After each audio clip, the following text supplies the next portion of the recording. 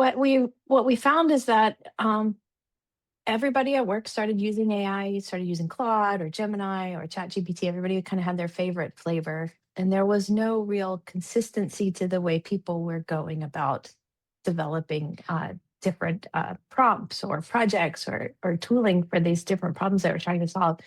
And so, specifically from our knowledge program, we wanted to empower our support engineers to create knowledge in a more consistent and formulaic way. They were asking for AI tooling to do that. And so we wanted to make sure that they were enabled to create knowledge articles, but that there was always a human in the loop, that we were always meeting the standards that we needed to follow for our knowledge best practices. And then we recognized, hey, there's no reason why this practice has to be limited to our support engineers. Knowledge resides everywhere. If there's a case that's been escalated to our engineering team, why can't they just use this same assistant to generate a knowledge article? Why, as long as it's following our standards, it's got our voice, it's got everything covered that we need. There's no reason why anybody in the company who's solved a problem for a customer can't contribute to our knowledge program. Great. That is definitely, having more people who can do this, but do it in a way that is consistent and that empowers everyone, I think is really important, really great. Because like you said, that knowledge doesn't always just live in support. It oftentimes lives across the organization in various places. Yeah, exactly.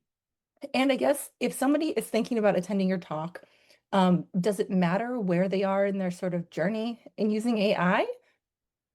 I don't think so, because I think really what I'd like to cover is what questions do you need to ask to get started? How do you need to look at the processes that and the people that you have already working on your support cases, your engineering escalations, your customer success projects? It How do you ask the right questions so that you can kind of get a map of where this knowledge landscape is within your organization? And then once you have that map, you can start to build the pathways between these different teams and processes in whatever way it makes sense for you. Like we use a certain set of programs and skills and approaches, but it's really asking the right questions and being able to identify the right opportunities is what I hope people take away from the talks. And that's not a technical problem. That's a people and a process problem. And so it's kind of agnostic of like what solution you choose or the exact process, but like what are the questions you should be asking yourself so you can get yourself figure out what the best path forward is for your organization, where you're at, and so you can get the results, right? Of that Exactly. content being out there, being consistent, Yeah. staying up to date. Yeah, yeah. I mean, I'll give some practical examples of how we've gone about it, but they really can be translated into any platform or any approach that you want to take with your tooling, with your teams, with the what you have available to you.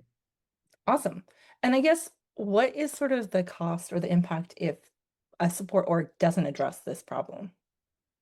Yeah, I think it's really what we find now is that the problems that we face in knowledge programs and support organizations in customer success or customer experience programs, they're not new problems, but the scale and the speed at which the errors that are introduced can propagate throughout any number of different systems is exponentially faster than it was before.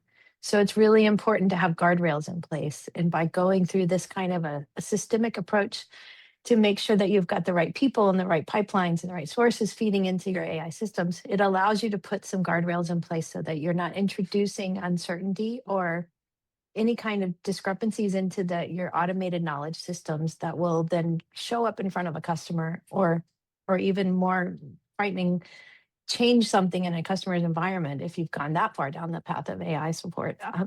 You want to make sure that you've got governance baked into that process. And so there's a lot of risk at face value just to make your teams operate less efficiently, but there's a huge amount of reputational risk or customer facing risk if the wrong answers get in front of customers. Yeah, for sure. And then what might be the biggest sort of blocker or hurdle that you're going to sort of walk people through that may be sort of the reason why people are like, oh, I can't do this. This is not something our org can tackle today. Yeah, I think to be honest, the biggest blocker that I've found is fear of failure and not wanting to try. Like it's a risk to take a bet on a new approach and say we should do this. I can't demonstrate right now the actual impact or value it's going to provide to us, but we should take a chance. We should try it. And now with the way that AI works, you can change things and implement things so rapidly and prototype things so rapidly, there's very little risk in actually like just trying it. Like try it out, see if it works, get some feedback, adjust, pivot, and keep moving forward. So getting over that hurdle of we have to plan it out and map it out and have it be 100% perfect before we ever even try a prototype.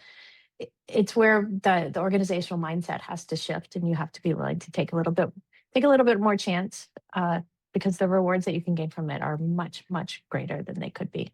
The risks as well, but it's a risky endeavor, but it's one worth taking.